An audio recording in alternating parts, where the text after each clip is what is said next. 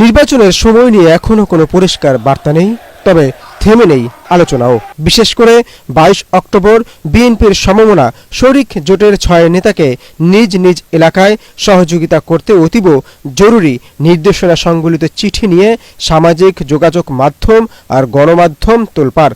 যদিও বিএনপির তৃণমূলের নেতাকর্মীরা বলছেন মনোকষ্ট থাকলেও তারা হাইকমান্ডে আস্থাশীল। বিএনপির সমমনা দলগুলো একসাথে ঐক্যবদ্ধভাবে কিন্তু আন্দোলন সংগ্রাম করেছে। এখানে আমি মনে করি দলের হাইকমান্ড যে সিদ্ধান্ত নেবে এটা নিয়ে তৃণমূলের নেতাকর্মী বলেন বা সাধারণ নেতাকর্মী বলেন কোনো ধরনের তাদের মনের মধ্যে কোনো ধরনের দ্বিধাদ্বন্দ্ব রাখার কোনো অবকাশ নেই। কারণ আন্দোলন সংগ্রাম আমরা যুগপথ একসাথে ঐক্যবদ্ধভাবেই করেছিলাম।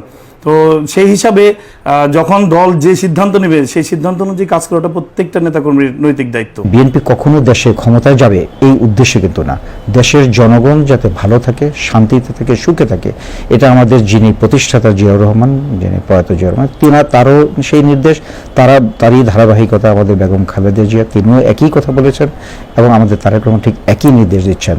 আমরা দেশের মাটি এবং মানুষের গণ অধিকার নিয়ে কাজ করি। যখন এই দেশে যে কোনো ক্রাইসিস হয়েছে, যখন একটা দুর্ভিক্ষের ক্রাইসিস হয়েছে, যখন কোনো বহির্বিশ্বে আমাদের কর্মসংস্থানের সমস্যা হয়েছে, যখন আমাদের যখন দেশের অর্থনৈতিক মেরুদণ্ড ভেঙে গেছে, তখনই কিন্তু এই জনগণ আমাদের দিকে তাকিয়েছে এবং আমরা কিন্তু সেই নির্দেশনা দিয়ে আসি। আমরা কিন্তু ক্ষমতায় যাওয়ার জন্য, ক্ষমতা পাওয়ার জন্য না, এভাবে কাজ করছে। আমাদের মেন এটা হচ্ছে ফোকাসিং হচ্ছে ঐক্যবদ্ধ, যার যা দুঃখ কষ্ট বেদনা যাই থাকুক, এই 5ই আগস্টের কথা চিন্তা করে এই জালেমদের হাত থেকে দেশের মানুষ রক্ষা পেয়েছে, এটাই আলহামদুলিল্লাহ। ওই 6 নেতা হলেন জাতীয় সমাজতান্ত্রিক দলের আসম আব্দুর রব, নাগরিক ঐক্যের মাহমুদুর রহমান মান্না, গণসংহতি আন্দোলনের জুনাইদ সাকি, গণ অধিকার পরিষদের নুরুল হক ও রাশেদ খান এবং বাংলাদেশ জাতীয় দলের চেয়ারম্যান সৈয়দ এহসানুল হক। এত বছরের যেই লুণ্ঠিত, যে মানুষের অধিকার যে লুণ্ঠিত, লুপ্তরাজের রাজনীতি, তার দেশকে মেরুদণ্ডহীন করে ফেলেছে, সবকিছুতে ভেঙে টুকরো করে ফেলছে। তাদেরকে তো একদিনে সবকিছু সরানো যাবে না। বর্তমান সরকার অনেক চেষ্টা করতেছে, কিন্তু ফাইল কিন্তু মুভ হচ্ছে না। আর আমাদের কাজটা কি? এই সরকারকে টিকিয়ে রাখা।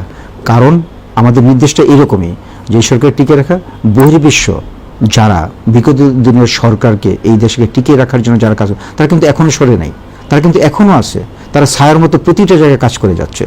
তো সেটাকে আমাদেরকে রক্ষা করা আমাদের একটা দায়িত্ব।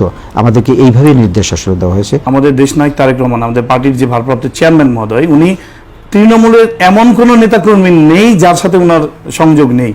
উনি ওনার সাথে সকল নেতাকর্মী মেসেজের মাধ্যমে বলেন, স্কাইপের মাধ্যমে বলেন, ভয়েসের মাধ্যমে বলেন, সার্বক্ষণিক ওনার সাথে যোগাযোগটা আছে, যে যার কারণে আপনারা দেখেন যে স্বৈরাচারী শাসক পতনের পর যে একটা বিশৃঙ্খলা তৈরি হয়েছিল, সেই বিশৃঙ্খলা কিন্তু দেশনায়ক তারেক রহমান সুন্দরভাবে এটা সমাধান করেছেন। এরপরেও অনেক ধরনের দেখবেন আমাদের দলের মধ্যে বা বিভিন্ন দলে এই স্বৈরাচারী সরকার পতনের পর বিভিন্ন অনুপ্রবেশকারী তারা আমাদের দলের মধ্যে বিভিন্নভাবে বিভিন্ন মাধ্যমে ঢুকে তারা এই নৈরাজ্য সৃষ্টি করছে, এবং সেটা আমরা দেশনায়ক তারেক রহমানের নেতৃত্বে তৃণমূল থেকে শুরু করে হাইকমান্ড পর্যন্ত আমরা সকলেই সেটা শক্তভাবে প্রতিহত করতে সক্ষম হয়েছি।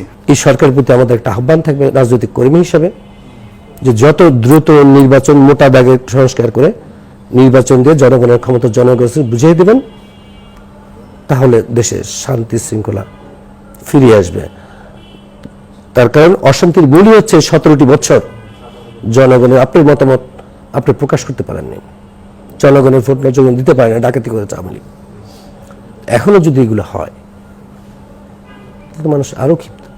সুতরাং যত দ্রুত মোতাবেক কিছু সংস্কার করে দ্রুত নির্বাচন দিয়ে জনগণের ক্ষমতা জনগণ আসবে, দেশও শান্তি ফিরে আসবে বলে বিশ্বাস করি। সবশেষ 2018 সালের জাতীয় নির্বাচনেও জোট সঙ্গীদের 44টি আসনে ছাড় দেয় বিএনপি।